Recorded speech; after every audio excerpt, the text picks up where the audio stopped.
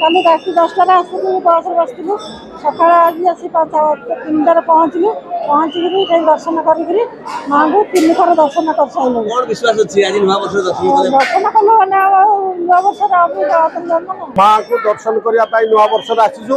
ବହୁତ ଆନନ୍ଦ ଲାଗୁଛି ଆଉ ବହୁତ ସୁଶଳ ଭାବରେ ପୁରା ଶାନ୍ତି ସକାଳେ ଦର୍ଶନ କଲୁ। ବର୍ଷ ଯାକ ଭଲରେ କଟିବ। ଜୟ ମା ତାରିଣୀ। ଢେଙ୍କାନାଳ ଡିଷ୍ଟ୍ରିକ୍ଟ ଘରମଙ୍ଗଳପୁର।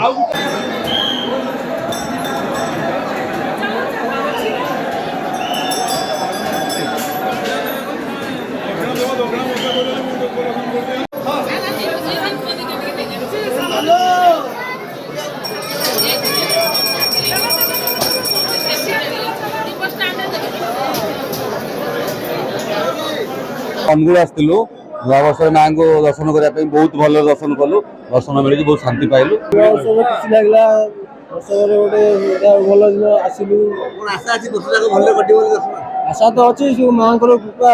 ଆଜି ମୋ ମାଙ୍କର ପ୍ରବଳ ବିଶ୍ୱାସ ଏବଂ ମାଙ୍କର ଶୁଭ ଦର୍ଶନ ହେଲେ ନୂଆ ବର୍ଷରେ ସବୁ ବର୍ଷଟା ସାରା ମଙ୍ଗଳମୟ ହେବ। ତେଣୁ ମୁଁ ଦର୍ଶନ କରିବାକୁ ସକାଳୁ ଆସିଛି।